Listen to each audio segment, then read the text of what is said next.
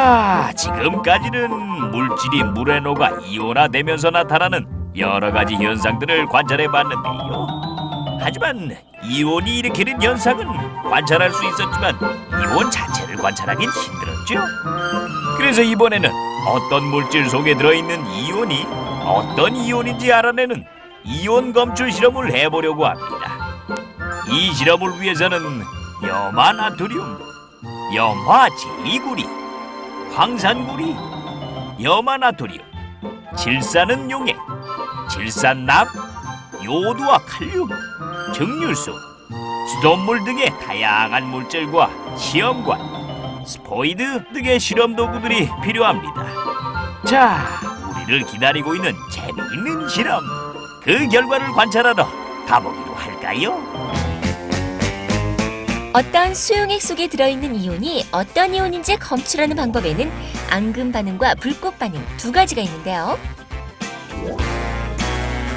먼저 앙금 반응을 살펴보기 위해 염화나트륨, 염화제이구리 2g씩을 증류수에 넣어 각각 수용액을 만듭니다.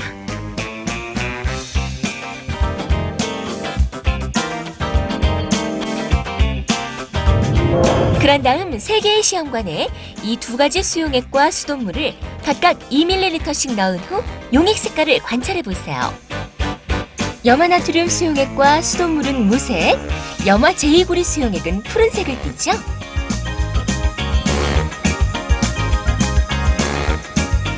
그럼 이제 준비된 3개의 시험관에 질산은 용액을 한두 방울 떨어뜨려 보겠습니다. 과연 어떤 변화가 일어날까요? 먼저 수돗물에 질산은 용액을 떨어뜨려 보겠습니다. 얼마 지나지 않아 흰색의 앙금이 생기는 것을 관찰할 수 있죠. 그리고 염화제이구리 수용액도 마찬가지로 앙금이 생기고 염화나트륨 수용액도 시간이 경과하자 흰색 앙금이 나타나는 것을 확인할 수 있습니다.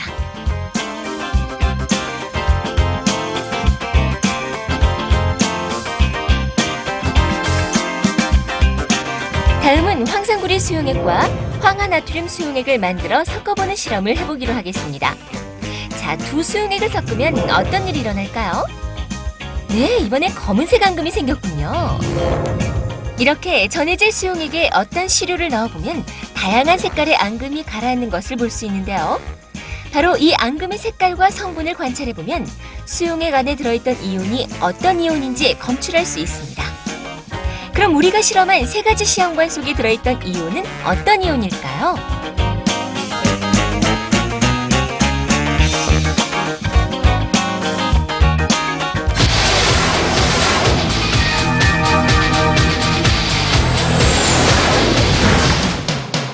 먼저 흰 앙금이 생겼던 이유부터 알아볼까요? 염화나트륨 수용액이 생긴 흰 앙금의 원리와 정체는 과연 무엇일까요? 염화나트륨 수용액은 앞에서 살펴본 대로 나트륨 이온과 염화 이온이 섞여 있는 수용액인데요. 여기에 질산은이 들어오면서 다시 한번 질산은의 이온화 현상이 나타납니다. 질산은이 은이온과 질산이온으로 나뉘어지는 것이죠. 그러면서 각각 섞여있던 이온들은 짝을 바꾸어 다른 물질을 형성하게 되는데요. 흰 앙금이 생긴 것은 은이온과 염소이온이 반응하면서 염화은이라는 새로운 물질을 형성했기 때문입니다. 우리는 앞에서 수돗물에 질산은을 떨어뜨렸을 때 흰 앙금이 생기는 것을 봤는데요. 이것으로 수돗물 속에도 여러 물질, 특히 염소가 섞여 있다는 것을 확인할 수 있는 것입니다.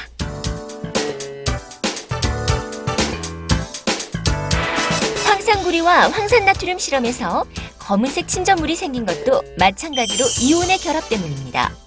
황산구리의 구리이온과 황산나트륨의 황이온이 반응하여 황화구리라는 새로운 물질을 생성한 것이죠.